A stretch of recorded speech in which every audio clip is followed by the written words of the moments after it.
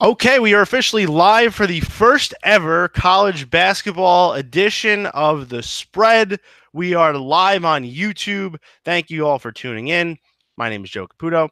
I am with Chris Malicki, who has a broken nose. Chris, Yeah, how's that healing up? had surgery yesterday on it, but Joe, there is absolutely nothing out there that will stop me from giving the public their locks. I got my boy Pedro here with me. He's going to help make the picks, and we're ready to go. I just realized too, I probably should have my mic in. You look super professional there, but you got You the sound all right, though. you got the Kaminsky jersey. Is that a little preview to a lock? It may be a little bit of a preview to a lock. Okay. I guess we'll get to that in a little bit. I don't know. I don't really have. Well, I have an order, but it's kind of just like random. I'm kind of Well, jumping I was around. going to say, would you? Well, I have my games in order by time. Would you want to go by time if possible, or? Yeah. I'd have to pull up a Yeah, quick so schedule. I'll start then. And I actually don't have any 12 o'clock games. I don't think. Let me also preface this by saying, because some people, whoever's tunes in, um, should know that right now, we are. Well, I know my record. I know we probably. I think here and there we may differ on some random picks that maybe we don't get certain lines that the other one gets, but my record this year, and this is a no bullshit record, 90 and 69 for almost 14 units year to date. Wow, look at that that! that is our, that's what we're working with here. We're not Bet that many big games scrubs. already. Yeah, I Oh, mean, we've had days where we bet 15 games. that's true. That's true. Yeah, with all the totals. Yeah, I don't. I actually haven't kept track of my record, but I do know that I'm in the green at least. I think it's been a little up and down.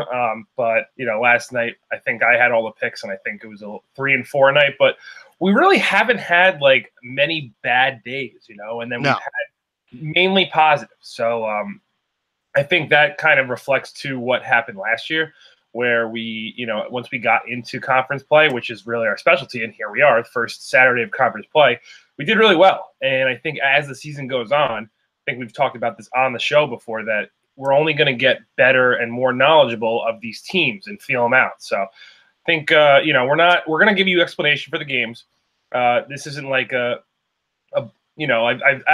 seen, because I think the Brunch either follows on Twitter or I've seen it pop up, like different like picks Twitter accounts and stuff, and like a lot of this stuff is like bullshit, and honestly, like people pay for stuff and everything, and like I just I hope that people know that like we're just not out here trying to throw like shit at you or make a quick buck. Like, we analyze these games. We use Ken Pom, which we like to think he's the grandfather of college basketball analytics, and we like to think that his statistics really help project the games, and I think they do. Joe, I'm pretty sure you've said before that you think when Vegas picks the totals, they look at Ken Pom. They look at what he's got, and that's why they're so close to them. Yeah, I think that's usually the opening number. Somewhat revolves around Ken Pom's number, but also, I mean, you know, you're right. I mean, we're not selling picks. I mean, we're right here. We're telling you exactly what we're gonna take today, and we're expecting to win, and we're not looking to make money off of you. We're looking to make money for you. So that's we're gonna have a good day here, and we just want everybody to join on the fun. All right, so with that, let's get into the picks.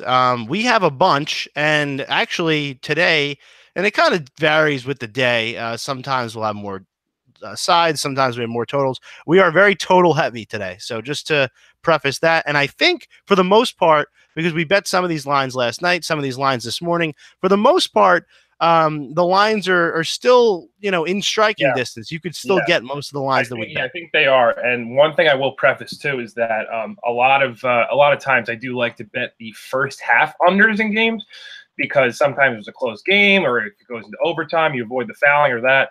But the problem is right now my site unfortunately does not have the first half totals out. So what I'm going to do is I am going to give you, if I tell you to bet the first half under, I'm going to give you the total for the game.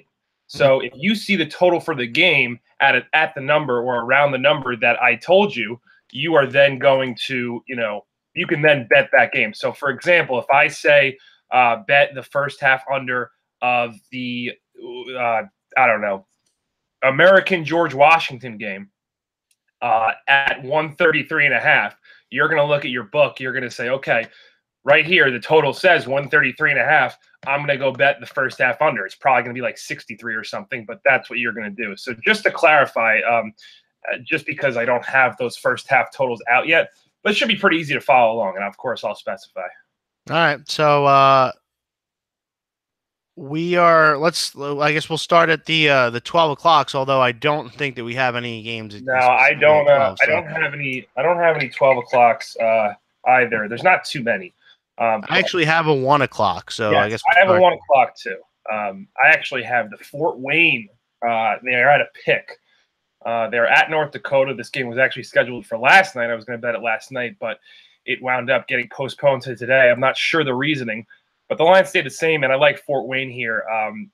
They just seem to be really better in most facets of the game. They do shoot a lot of threes. They're not great at it, but North Dakota's defense is very bad at defending the three ball. I think they should be able to score relatively easily. And then on the other end, North Dakota's offense is just terrible. Fort Wayne does not have a great defense, but they still seem to be better than North Dakota in most facets. And I think that another thing too is that there's not really anything that North Dakota does well on offense, but Fort Wayne at least will keep their opponents off the free throw lines, and I think that'll help in this matchup. No easy points for North Dakota. So for my first pick, 1 p.m., like Fort Wayne at a pick. All right. I am also I have a smaller conference, much smaller conference game at 1. I'm going out to the St. Peter's and Hampton game, and I'm going to be taking Hampton plus the 2 there. And just as a caveat, to just jump back to what you were saying about some of the totals not being out. I mean, there should be sites that have totals out. Yeah. And, well, there are sites that have totals out, but I mean, if you're in Jersey now, you have access to a bunch of different ones. So definitely look into William Hill, MGM Sports, Sugar House, and FanDuel. I would not condone DraftKings. I think their lines are the worst. I don't have DraftKings downloaded. No. Not really. I think the DraftKings was the first one that came out, and we looked at the lines and we were like, "These are awful." We're not. Yeah, we had DraftKings. That was the first one I downloaded was DraftKings, and then it sucked. So I just. But anyway, let's go to St. Peter's Hampton. I'm taking Hampton plus the 2. St. Peter's. They lost John Dunn in the offseason. He goes to Marist. Shaheen Holloway takes over as head coach, and they've been absolutely dreadful. They only have 2 wins all year. Yes, but he's not been a good coach. Two wins all year. The only 2 wins coming against home against Lafayette and Maine, both in overtime. Lafayette and Maine both outside the top 300 in Ken Palm's ranking. So basically, St. Peter's does not have a top 300 win yet this year, and they've played a bunch of bad schools. So they're just not good. Hampton's going to be able to take advantage of them on the boards. That's really the main advantage they have, but also they're going to be able to get to the free throw line a pretty good amount. I just think Hampton's a better team. St. Peter's is home here, but who's going to this game exactly? I'm taking Hampton plus the 2. I think this line should be maybe even pick or -1 Hampton. So I think we're getting some good value here. Ken Palm has it at St. Peter's -1. So we're getting value here. Hampton's been playing okay. I'll take Hampton plus the 2 against St. Peter's. So now I would say we could probably move to the 2 o'clock games. Yes. You have a bunch here, so let me run through. I think I have 1, maybe 2. So my first one is actually the DePaul Blue Demons. Right now the line is -1.5. I would try to wait for a pick, but if you get -1, I would probably still do it. They just seem to be a lot better this year than Xavier. I'm looking at the matchup. First of all, they're going to win the rebounding battle. They're 41st in the nation in offensive rebounds and 30th in defensive rebounds. Xavier's offense is in the top 50, but they don't take care of the ball well. They don't get to the free throw line, and they're going to be neutralized on the boards. Like I said, their biggest thing is, they have a very good 2-point percentage, but that's where DePaul's strength is on defense. And on the other side of the ball, on defense, Xavier is just not very good. I mean, they prevent their opponents from getting the free throw line, but that's about it. And I think DePaul has advantages in most places here. I do think that maybe DePaul's getting a little disrespect because they've been bad for so long, but Eli Kane's good, and he's been there for what feels like forever. And Max Struss is having a breakout year. So I think they're at home, the Big East opener. If you only have to lay a point, it's not bad. Xavier's struggled this year, and they lost a lot of guys last year, and the new guys haven't really been able to put it together. They also lost Chris Mack, and that's kind of big. So I like DePaul, and then I also am interested in what I said before, actually, the American George Washington first half under. Now, I don't see a total out yet. I would only bet the first half under if the full game under is at 133.5 or higher. So remember that 133.5 or higher. If you have that total, go to the first half one and bet that. Both these teams play very slow. They're both not good on offense. American does a good job taking care of the ball, and they don't turn the ball over. I like to see that when I'm betting my unders. You don't want a fast-paced game. They both take a very long time on their possessions. And really, George Washington's been pretty bad this year. They can really only get to the free throw line on offense. But American, they've actually been able to take away pretty much everything else. So I think that if you get the first half line, don't have to deal with the free throws at the end. It could be a close game. 133.5 or higher, then you take the American George Washington first half under. And this is a good time. Like I said, I have not seen a total. Can't guarantee it's anywhere close, honestly, but we'll see. I might be able to get you that. This is a good time to plug the Live Odds app. Oh, yes. Believe me, we're not getting paid. We're not getting paid, but we can plug the app. Great app. And Chris and I, you've already probably picked up on the fact that, and I think we're getting a 134 open for American George Washington. So you could be good there. Yeah, that's good. That's good. It's Chris and I, we deal a lot with, line movements. We don't want lines at certain spots. We're not the type of gamblers that will pick a game and say, we don't care what the spread is. We're going to just bet it. And if you're one of those people, and we're giving out a lot of lines right now that we're saying, wait till it's at this number, see if it's at this number, go on the Live Odds app. And you could actually set alerts, and I'll I'll show it here. I have alerts, for instance, for the St. Bonaventure Syracuse game. Just seeing when the lines get to a certain point, and you get an alert for it. And if you see the line is now where you want it to be, you bet it. Very simple way to stay up on the college basketball. Because I remember before I knew about this app, I used to be checking the odds every 5 minutes on a Saturday, and it was it was very disruptive, though, to a Saturday. If you have to keep going if you're doing stuff, right. So instead, now you get them all, in the notification screen on your phone. I just got one for the Wisconsin game right here, and then it's a lot easier to just scroll through only the ones that you care about. So a little plug there. Anyway, let's get one thing I want to just piggyback off of that. I actually, so I spoke to, I was talking to my roommate yesterday, Matt, who we were talking about the Seton Hall St. John's game today, and I was like, I'm kind of interested at 3.5, but if it gets to 3, I don't really want it. Now, like what you were saying, we put the lines to get at a certain point, and he was like, so you think it's gonna come down to the last possession? I was like, well, not necessarily. I just think that there are a lot of outcomes for this game, for any game, and I think more often than not, it will get, more often than not, that St. John's will cover that spread. I would not be shocked at all if St. John's won that game or something like that. You're not just expecting that. You're taking the value you have and then putting that, putting that faith in a bet and hoping that, okay, I'm putting myself in the best chance to succeed because I feel this bet will hit more often than not. Now, Are you going to win every bet? No. Are you going to win every bet you're super confident in? No. It's sports. It's unpredictable. But that's how we like to do it with sports gambling, because over the course of time, usually that helps out. Yeah, it's a little bit of an abstract concept, but I think that, what it all comes back to is you're trying to win 55% of the games over the long term. So, right.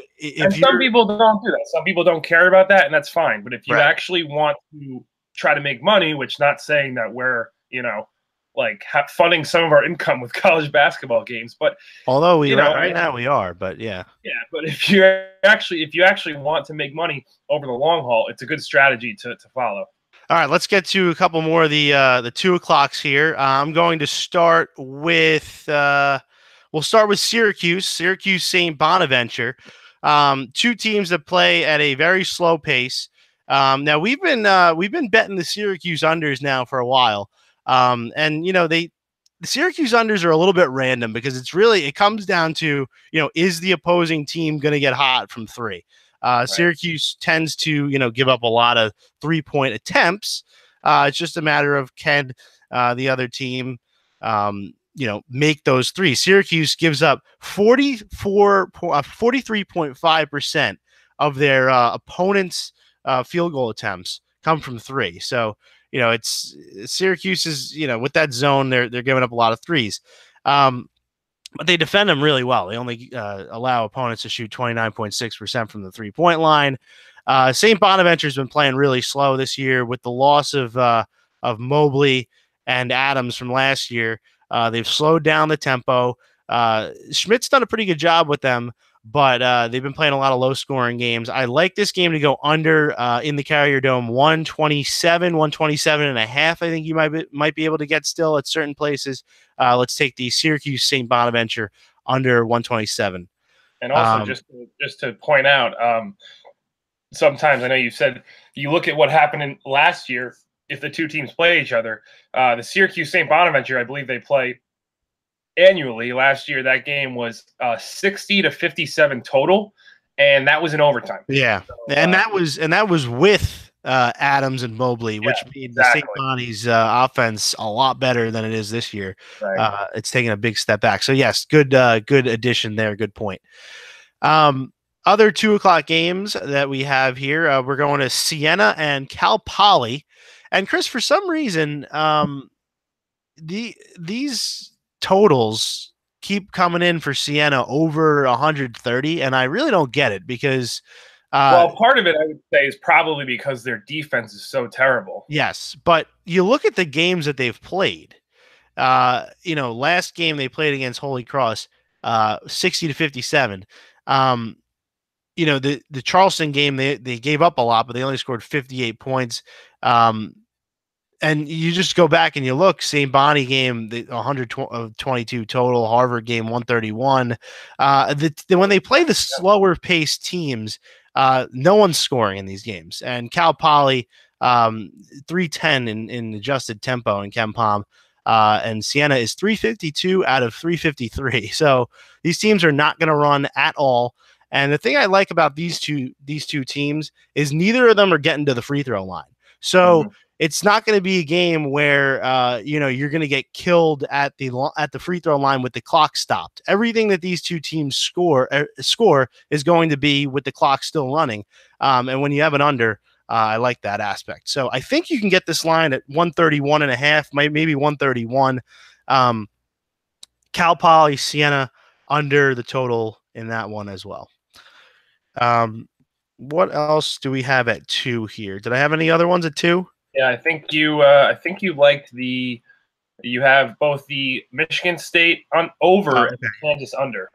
That's how many 2 o'clock games there are. Yeah. Okay. So Michigan State and Northern Illinois. This is one of my favorite bets of the day.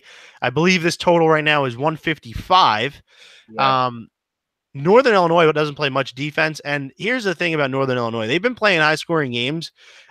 Their tempo is extremely low. The reason why I think this game is going to go way over the total is because Michigan State plays really fast. And when you get a game like this with Michigan State, obviously a perennial, powerhouse in college basketball, the NBA type athletes on their team, they're going to be able to adjust the tempo to the way they want to play. And so I don't think Northern Illinois is going to be able to play at their usual slow tempo here. And if they're not going to be able to stop Michigan State in this up-tempo style game. So Michigan State could go over 90 here, and I think Northern Illinois' offense is good enough to get 70 themselves. I think this game's easily going to get to 160. We got a total at 155. This is my favorite bet of the day is the Michigan State Northern Illinois total over 155. I like it. And then finally, our last 2 o'clock game was Kansas. The Kansas Eastern Michigan game. And that game I actually have. We're going under. And why am I not finding this on the Ken Pom? Oh, there it is. We're getting a what did you get here? 140, Chris, the total? 139.5 at the moment. 139.5. Okay. 139.5, still not bad. I would still take it at 139.5. Eastern Michigan does not like to run. And in Kansas, I mean, with a team like Kansas, they kind of fit the same mold as Michigan State, powerhouse school, big time athletes, could control the tempo and do whatever they want. So I like to go back and kind of look at a game against a team that, played at a slow pace themselves. And I go back and I look at the game against New Mexico State. I feel like that's a good example of what this game's going to go, how this game's going to go. Also the game against Wofford, 2 games against teams that play slow, and Kansas didn't really seem like they were trying to get the game to start moving quickly. The Wofford game, 72-47. What is that? 119 points. And then New Mexico State, they played them to 63-60, which is, 123 points. So it doesn't seem like Kansas is really, when they play these inferior, slow tempo teams, it doesn't seem like they're too set on getting these games to get up and down the floor. Eastern Michigan, it fits that mold. So Eastern Michigan just came off a game against UC Irvine where the total got to 100, 52-48. They're not scoring, and they're not going to run. So I like the Eastern Michigan Kansas game under 140, under 139.5. And we've been seeing with these games, these blowout type games, the teams kind of get disinterested towards the end of the game. Yeah, sometimes it is tough. I sometimes stay away from those big totals because you do worry, okay, like, yes, maybe these two teams play at a slow pace and they have good defenses, but what if, it's like one team has a really good offense and they're just so far superior? You got to watch out for that. But I get what you're saying there too. There's a bit of a benefit at the end where I think we had a South Florida under last week, and there was like no points in the last 4 minutes because everybody was just chucking up garbage. Right, exactly. As we go here, I'm going to start putting our picks into the chat on the side here, so people will be able to. And I see we have a comment here from Pete Kwasinski, looking good in the tank, and directed at me. So, okay. Thank you, Pete. Now, when he says looking good in the tank, does he think you're wearing a tank top, or is he just referring to Frank the Tank? That's a good question. What time is the Wisconsin-Western Kentucky game? Because that's when we'll find out. That game is not on until 5:30. All right, so we'll get to that in a little bit. So do we have any 3 o'clock action? Yes, I believe we each have a 3 p.m. game. Okay. I'm going to start off with the Maine Rutgers under. Now, again, I don't know the total. This is one of those that, it's a smaller conference from Maine, so they haven't put it out yet.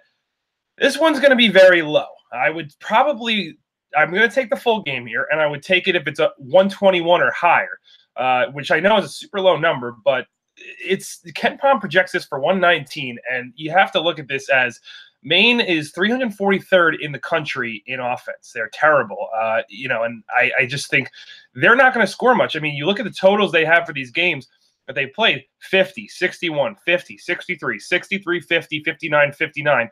That's their first 8 games of the season. 2 of them were overtime, and none went over 63. The only games where they've scored more than 63 points were either in double overtime or against a Division II opponent. So they're just not a very good scoring team. They're actually a very slow tempo team. They're 344th in the nation in tempo. And then you got Rutgers, who doesn't have a good offense. I don't think it'll take advantage of Maine's defense too much. But they do have one of the better defenses in the country, 28th in the country. They're actually a decent team this year. They're not going to get to the free throw line. They're not going to hit many threes.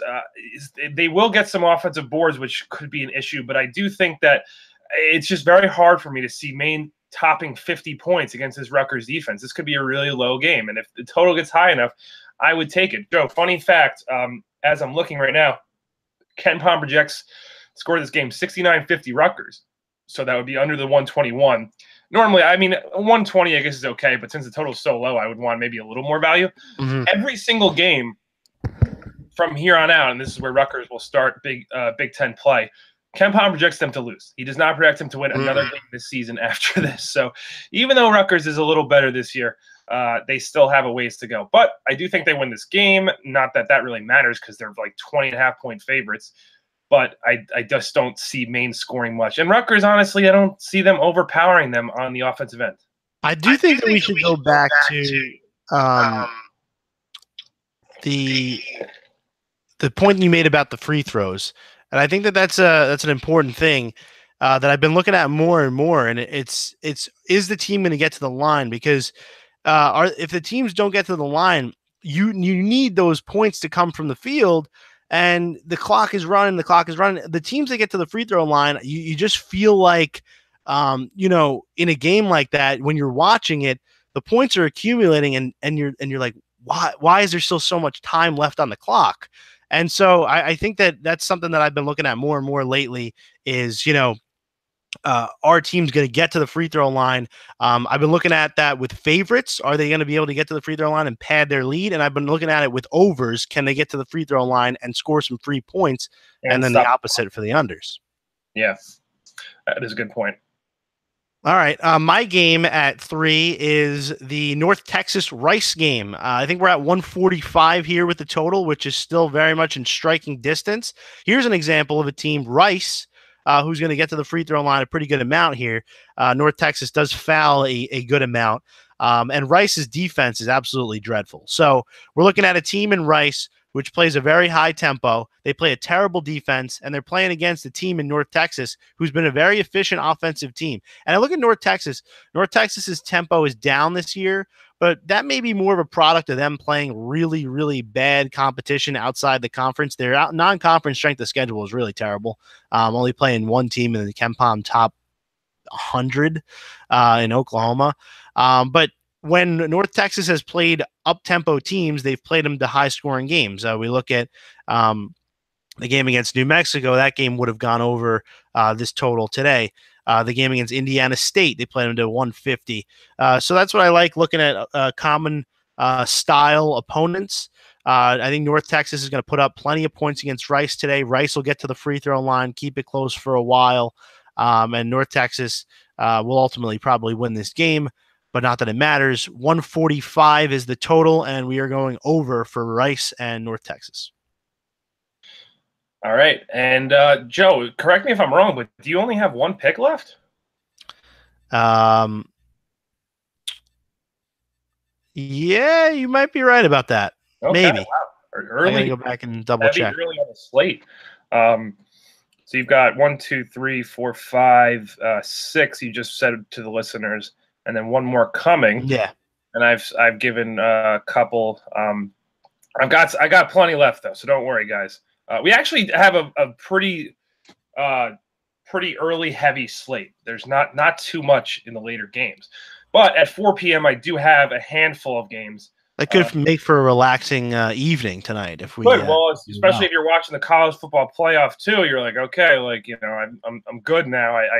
I made all my money here, and you can breathe throughout the games and not have to worry. But 4 p.m. I have a handful of unders here. I'm going to start off with the Butler, Florida first half under. Now the line is at 129.5, so I would take it at that. I think it's like 61 or 62. Okay, there.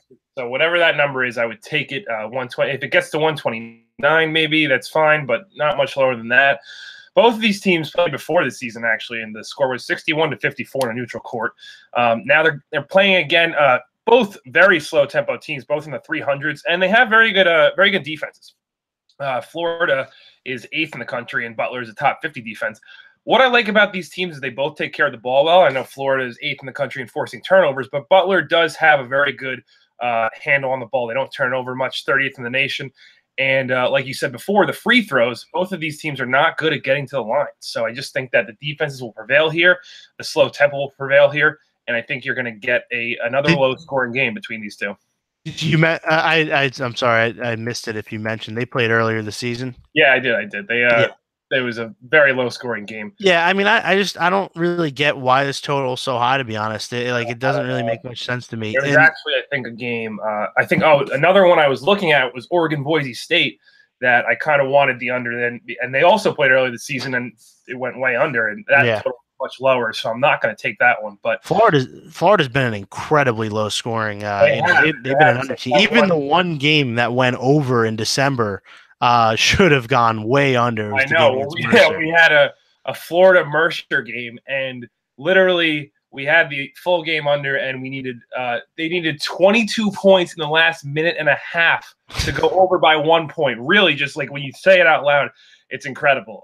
But unfortunately, that happened. But it shouldn't be happening today, especially if you're taking the first half under here. Then I'm going to go with the East Tennessee State Furman first half under. Both these teams play pretty slow. Both have very good defenses, both in the top 100. And then again, like you said, they don't get to the free throw line very often. And actually, Furman prevents its opponents from getting to the free throw line. They're 10th in the nation in preventing it, and 348th in getting there. So there's not going to be a lot of free throws in this game. Both are, there shouldn't be too much in the turnover department. What's interesting here is that East Tennessee State is a very good rebounding team. Our boy Steve Forbes coaches very well for rebounding. He's actually 10th in the nation in both offensive and defensive rebounding percentage. Now, I think those should cancel out. I think, East Tennessee State may get a bunch of O boards that could lead to some easy points, but they're not going to let Furman do that. So I think that should kind of balance its way out. And this line is just kind of high for me. I mean, I think right now it's at about 138.5, but I would take it, 137 even, like the first half under again, because this should be a close game. But, it's just way too many. I mean, this is one of the Ken Pom games where you look at his projection, and he's actually saying this should be 133. So there's a decent amount of value here, and I like this one to go under in the first half. And then finally, my last one of the 4 p.m.s, I've got, again, this is, I think, one of my last ones that doesn't have a line yet. You might be able to see it, but I can't. The NJIT Houston full game under. Now, if you can get it at 130 or higher, I would take that. I'll give that to you in a second. Hold on, I'm going to look it up. Houston's been a very good, defensive team. They have they've gotten a lot of unders recently. They have 129. It looks like. Okay. No, so sorry, 130 and a half. I would wait for it to get maybe if you can get a point. If not, you could pass on that one. But Houston's a very good defense. They're 13th in the nation. They go very slow. They're not very good on offense. Really, they might get some O boards, but that's about it. Both teams take care of the ball very well, and I think I like that with NJIT is that they may be overwhelmed in this game, but they're not going to turn the ball over. They're 15th in the country in taking care of it, so they should be able to play at their pace and control the shot clock. They can get to the free throw line very well, but I just don't know if, when you have the differential here, NJIT 192nd in Ken Pom, Houston is 36. So it's clearly a much inferior team. And I don't know if I think NJIT will at least be able to slow down the tempo and take care of the ball, but not quite, get to the free throw line like they usually want to. And I think this game could be over towards the end. So I like the full game under there if you can get it around 130. And then I'm just going to swing right into the 4:30 game. Chris, just to throw this out there, as you're speaking, the ETSU Furman game just went down 2 points on the total. So I'm moving along. Oh my God! Lines. People who are not watching live right now are missing out. But also, what's it at? 136.5 now is the total. God, it's not available to me. I can't get it. I would still take it at 136.5, but let me throw in a bonus pick here. If in case of a line move, Richmond and South Alabama at 4 o'clock. We are going to look under the total here. South Alabama, not a very gifted offensive team, but they do play good defense. Both teams play at a blisteringly low tempo. And they both, Richmond takes care of the basketball, doesn't go after offensive rebounds. The rebounding game, it looks like it's going to be a one and done type game in terms of shots on the offensive end. Richmond may be able to turn over South Alabama a bit. Neither of these teams shoot very well at the free throw line. I don't see where all these points are going to come from. So we're looking at first half under if the total goes up to 140, which would put the first half under probably around like 65, I would imagine, 65, 66. That's what we're looking for, first half under there. But we need some movement to bet that game. All right, so quickly, I'm going to give my 4:30 pick just because I actually too much coffee, Joe. I got to take a quick bathroom break, but I'm going to go with the Belmont Bruins plus 12. I think that they're always a pretty good team, but they they really exceed on the offensive end of the ball. Obviously, they take care of the ball. They shoot very well, and Purdue's defense is just not that good. I mean, they're going to be able to, clear the glass, but that's about it. I think Belmont should be able to get their points, whether it's from 2 or from 3. They're top 100 in the nation in both, and Purdue actually very bad at defending the 309 in the nation. So I think Belmont should be able to score relatively easily. And then on the defensive end, Purdue does have a very good offense, but again, the offensive rebounding, they rely on that a lot. And they're not Belmont has a good defensive rebounding team. So Belmont's defense is not great, but I do think that they should be able to neutralize them a little bit. They're not going to let them get to the free throw line. Purdue does not get to the free throw line. They really make their money on the offensive rebounds, and then 3-pointers. They are 15th in the nation at the amount of 3-pointers they shoot. And Belmont's not great at defending the 3, but they're also not bad. So I think that this should be a closer game than 12 points. It just seems like 12 is a little too much for me. So I like the Belmont Bruins. If you can get it at 12, I believe it is at 12 right now. And then I'll let you take it away with Wisconsin. I'll be back in a second. Okay, so I'm going to give my pick for 5:30, and then we also have a couple bonus picks I could throw in here that we would bet at certain line moves. We'll start in Western Kentucky. Wisconsin playing their final game, I believe, final game before they get back into conference play. Remember, the Big Ten plays those 2 random conference games in early December. But now Wisconsin goes to Western Kentucky. Western Kentucky has been extremely inconsistent this year. They beat St. Mary's and Arkansas. They've also lost to Missouri State, Indiana State, and Troy. So, it's been an up and down year for Rick Stansbury's crew. Losing their best player, I think he may have won Conference Player of the Year, Justin Johnson, last year. It's been a tough transition so far for Western Kentucky, although they still may be the class of Conference USA, which is way down. Anyway, I think the problem this year for Western Kentucky has been inconsistency on the offensive end. They've really struggled to take care of the ball and put the ball in the hoop, and Wisconsin is going to really expose them, with their stifling defense. So Wisconsin should be able to get some points from beyond the arc. They're never going to turn the ball over like all Wisconsin teams do. So we are going to take Wisconsin, and they are laying, I believe, 7 at the moment. So we are taking Wisconsin -7. I actually got it this morning, and Chris, I see you're back. I got it at -6, -120, which I was pretty surprised about. But we're looking at -7, I believe, right now. I got it at -6.5, so I'm probably about the same. But yeah, -7 still looks pretty good. All right, and then also just to throw in a wild card bonus pick here, if in case we get to this number. I have the Canisius Buffalo game over 152, but I don't think we're there yet. But just keep an eye on it if it gets there. Buffalo. What time is that game at? That's at 7. 7. Okay. All right. So we've got plenty in here for you, and I think we still have a couple more. Let me look at what I've got. The 7 o'clock. So again, I think I said.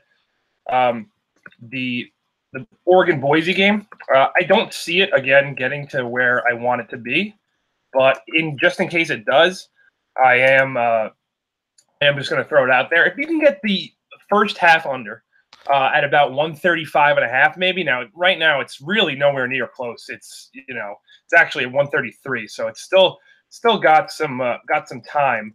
It's a later game, but I do think that these two teams again played earlier this year. We wanted to bet the under, and the line dropped, and it really went way under. But I do think that this game should also go under, and if you can get it at the right line, I would take this as well. We've also got 2 8 o'clock games.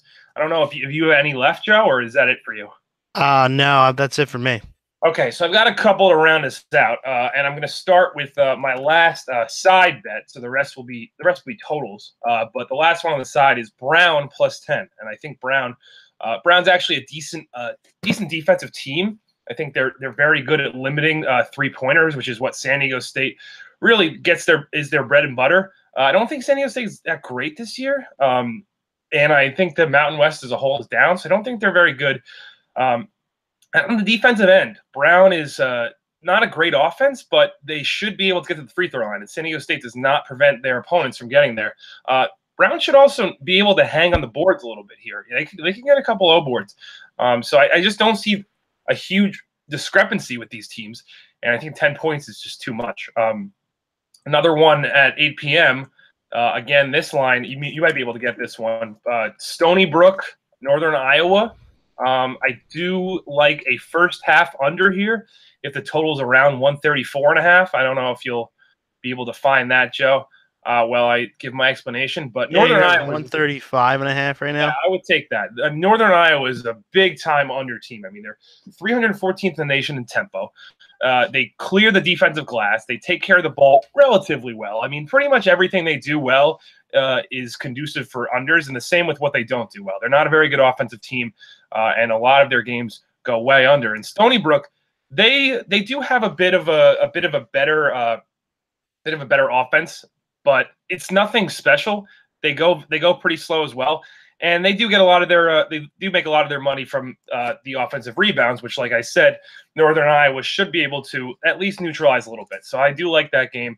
If you can get the first half to go under, and as I'm looking at the lines right now, DePaul is getting up to -2.5. Yeah. So no, we're moving these. I didn't get DePaul. I actually tried to just throw in the -1 before it moved, and I didn't get it. So I would try to wait that one out to see if you can get it at -1. But if not, don't worry about it. It looks like we're doing our job here. Yeah, I mean, you're not going to be able to get all the one. We gave out probably we're close to 20 bets here, so you're not going to be able to get all of them. But we also are giving out we're giving out so many so that you can pick and choose which ones are left. Right, exactly. And so finally, my last bet that I do like now is the San Francisco UC Santa Barbara first half under. I believe it's actually 136.5 now, so it's gone up. So we have some more value here. I would take it 134.5 or higher. Again, this should be a close game, so I wouldn't want to do the full game. I would rather take the first half, and actually might consider betting San Fran. Actually, maybe not. That might be too much. San Fran is very good this year, but again, they go at a slow pace, and a lot is on their defense. They clear the defensive glass. They don't let people shoot well from 3 or from 2. They don't let people get to the free throw line. I mean, they're top 15 in almost all these categories, and they take care of the ball. Meanwhile, UC Santa Barbara, their strengths, they can shoot the 3 a little bit, but of course, San Fran should neutralize that. They can get offensive rebounds. San Fran should neutralize that. And they're not going to force any turnovers either. So it's not going to be a fast-paced game. Both of these teams, their opponents' average possession length is around the 250s, 260s. So expect a very slow-paced game.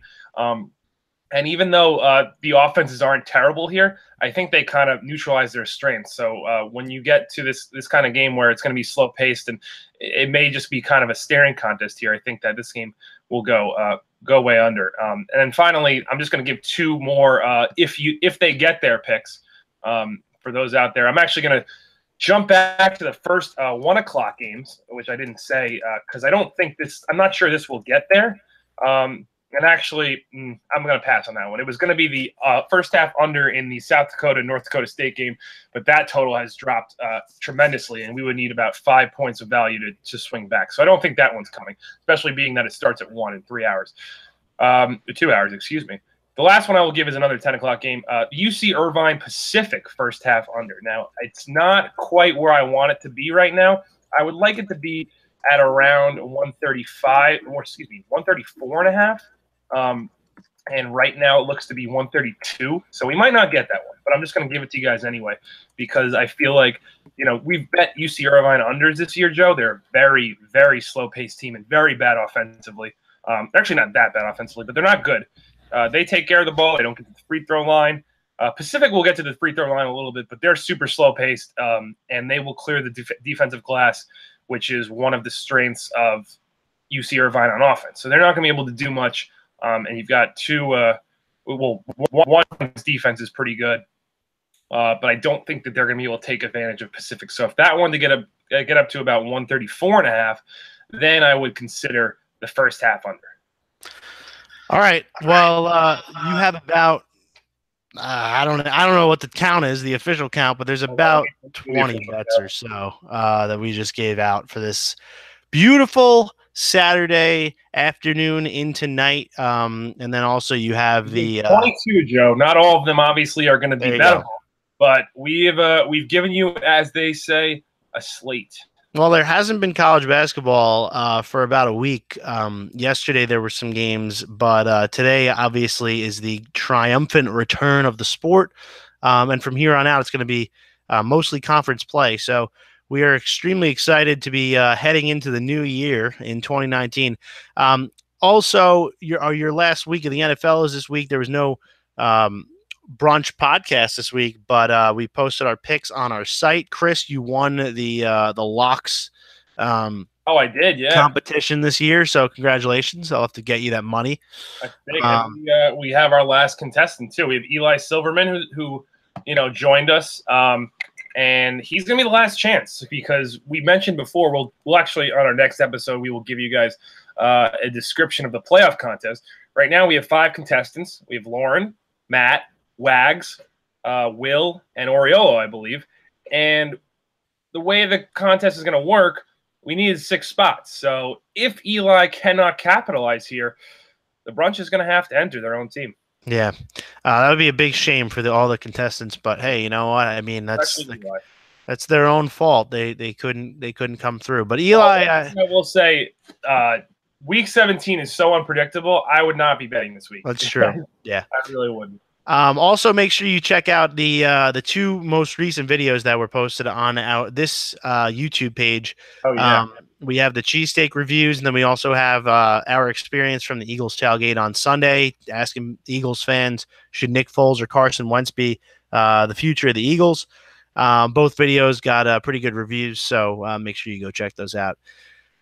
Good luck, everyone. It's going to be a wild Saturday in college basketball, and we want everyone to make some money. And we look This is forward only the beginning, Joe. We're gonna have more of these shows, and we've got a great 3 months ahead of us for college basketball gambling.